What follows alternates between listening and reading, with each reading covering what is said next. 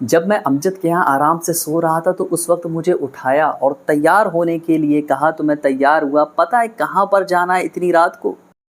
कहाँ है जाना? जिन्नात वाली मस्जिद। इस टाइम रात नहीं है, रात के टाइम वहाँ मस्जिद जिन्नातों वाली। चलो फिर देखते हैं, ये भी देख लेते हैं। तो हमें इतनी रात को उठ करके कहाँ जा रहे हैं? जिन्नात वाली मस्जिद में, यानी जिसके बारे में कहा जाता है कि वहाँ पर जिन्नात लोग नमाज़ पढ़ने के लिए आते हैं, वहाँ पर हम जा रहे हैं। आप बताइए कोई समझदारी भरा फैसला है? नहीं है। इसीलिए हम इस बात को समझने के लिए अपने ज्ञानी बाबा के पास जा रहे हैं, यानी कि रमजान भाई के पास। ये रमजानी भाई हमारे लिए गर्मा गर्म चाय बना रहे हैं। देखिए इनको खूबसूरत सा चेहरा। बाल लगा देना हमारे टकले में। क्या कह रहे हो? हमारे टकले में बाल लगा देना भी।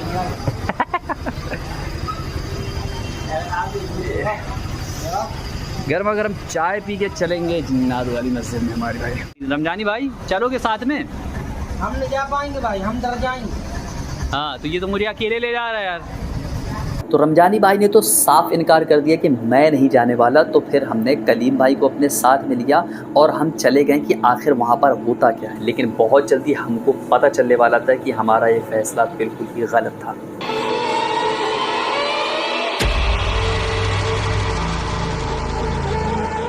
क्या है वहाँ पे के बारे में? सही में जिन्नात होते हैं? जिन्नातों की मस्जिद है। हाँ, जिन्नातों की मस्जिद है। जिन्नातों की मस्जिद है। मैं सच बताऊं तो अब मुझे भी थोड़ी थोड़ी टेंशन होने लगी। ये अभी रास्ते में जा रहे थे, इनके कोई रिश्तेदार ने इनको देखा। उन्होंने पूछा इनसे कि कहाँ जा रहे हो? तो इन्होंने जवाब पता क्या दिया?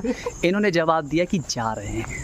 यानी वो बंदे को बोल दिया जा रहे हैं। वो पूछा था कहाँ जा रहे हैं, भाई उसको कह दिया जा रहे हैं। उसको तो पता है ना कि जा रहा है, तभी तो उसने पूछा कहाँ जा रहे हैं।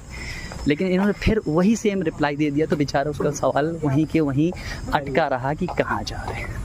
हम दोनों एक दूसरे से मजाक इसलिए कर रहे थे ताकि हमको डर महसूस ना हो। लेकिन तभी अचानक मुझे लगा कि पीछे कोई है। क्या हो गया? कुछ नहीं। दरअसल मेरे आगे और पीछे ये दो आदमी काफ़ी टाइम से चल रहे थे, जिसकी वजह से मेरा उन पर ध्यान गया। लेकिन हमको जाना था कहीं और, तो हम चल दिए थे। तभी हमारी नज़र अपने दिल अजीज़ दोस्त अमजद पर पड़ी, जो कि बच्चों को तालीम दे रहे थे। खैर हमारे अमजद भाई वीडियो में कहीं ना कहीं जगह बना ही लेते हैं। ये आखिरी घर था जो हमको मिला। इसके बाद जंगल शुरू हो गया। आप देख सकते हैं कितना ज़्यादा अंधेरा हो गया। लेकिन हम फिर भी चलते रहे कि कब आएगी वो मस्जिद। और एक वक्त ऐसा आया कि मुझे इस कलीम पर ही शक होने लगा कि ये मुझे दिखाने ले जा रहा है कि फंसाने ले जा रहा है। जंगल में लेके चले जा रहे हो यार, पूरा जंगल शुरू हो गया। कहाँ लेके जा रहे हो? अच्छा यहीं पर हम। अरे भैया रुको रुको रुको रुको रुको रुको, कहाँ ले आए हो? अंदर जाना है? हाँ पक्का चले? हाँ चलो, कोई दिक्कत नहीं है, चलो। मतलब कोई अंदर रहता है कि नहीं? हम ही लोग जाते हैं? नहीं रहता कोई भी रहता है और भी रहते। जिन्नात? नहीं भैया, तो मैं तो हमसे ज़्यादा हो रही हूँ। जैसे ही मेरी नज़र इस बोर्ड पर पड़ी तो मेरे होश उड़ गए कि तब मुझे पता चला कि हम कब्रिस्तान में हैं। बोलना पड़ रहा है। अच्छा कब्रिस्तान है तो मुझे कब्रिस्तान ले आया तुम इस टाइम उसको कब्रिस्तान ले आया।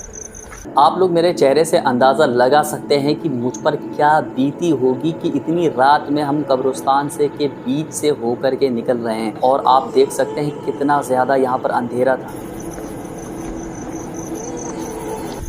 डर तो नहीं लग रहा है? हाँ नहीं, तो हमको नहीं लाना चाहिए, हमें तो लग रहा है। इस टाइम ले आए हो, वो भी कब्रिस्तान। तो बहुत गलत जगह ले आए हो। हमें नहीं पता था कि कब्रिस्तान पड़ता है रास्ते में, वरना मैं नहीं आता। खामोशी से हमने कब्रिस्तान पार की और फाइनली हम उस मस्जिद के पास पहुंच चुके हैं जहां के बारे में कहा जाता है कि यहां पर जिन्नात आकर के नमाज़ पढ़। लेकिन इससे पहले हमको ये कुआं नज़र आ गया जो बहुत ही ज़्यादा भयानक लग रहा था। लेकिन फिर भी हम उसके पास गए अच्छे से देखने के लिए कि आखिर यहाँ पर चल क्या रहा है। डर भी लग रहा था कि कहीं ऐसा ना हो कि इस कुएँ से कोई निकले और हमको अंदर खींच ले। लेकिन फिर भी हम डरते तो नहीं है ना। कोई नहीं क्या दरगाह में है?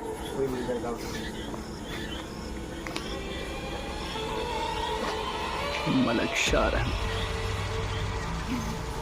मेरा मतलब है कि मैं डरता नहीं था, बट जब ऐसी कोई चीज़ होगी तो कैसे डर नहीं लगेगा। यानी जैसे ही वहाँ पर पहुँचे अचानक से लाइट चली जाती है।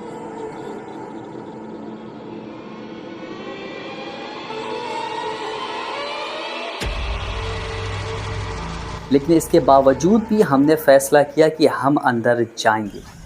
बस ठीक है, अंदर गया। हाँ ठीक है, आपने सुन लिया कि मैं मना कर रहा था अंदर जाने को, तो मुझे उस वक्त वही सही लगा, लेकिन इसके बावजूद भी मैं गया ना अंदर।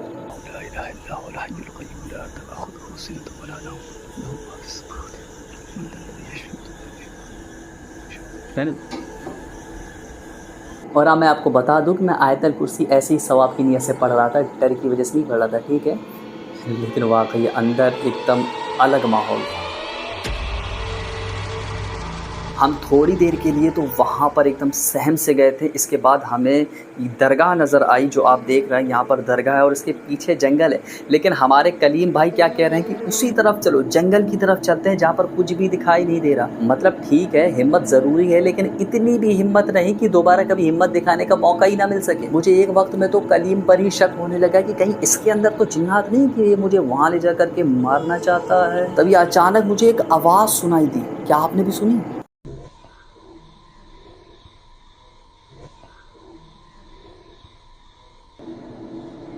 ये आवाज़ सुनने के बाद 1 मिनट के लिए मैंने सोचा कि कहीं इतनी रात को यहाँ पर आकर हमने कोई गलती तो नहीं कर दी। इसके बाद हमने कलीम भाई को देखा तो वो अपनी ही मौज में मस्त थे।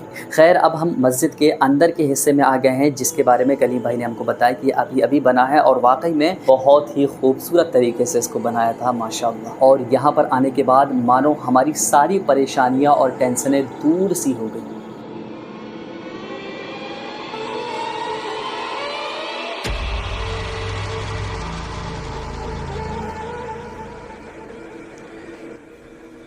आजो।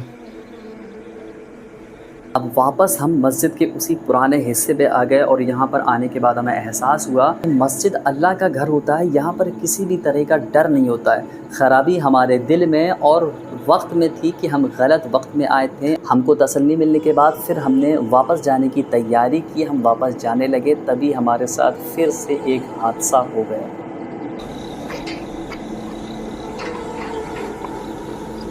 हमारे साथ फिर से सेम चीज़ हुई। जैसे ही दरवाज़े पर पहुँचे लाइट चली गई। देखो मैं आपको बता दूं, मैं डरता नहीं था, लेकिन यार इंसान हूँ, डर कैसे नहीं लगेगा।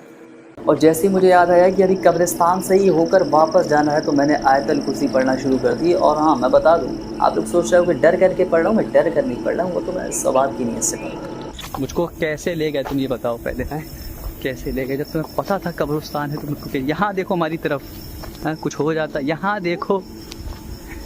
हाँ मुझको ये पूरी बात क्यों नहीं बताई थी? हैं मुझे मालूम नहीं। तुम्हें नहीं मालूम था? अच्छा, रास्ता तो पता था? रास्ता तो पता था। गए नहीं क्यों फिर?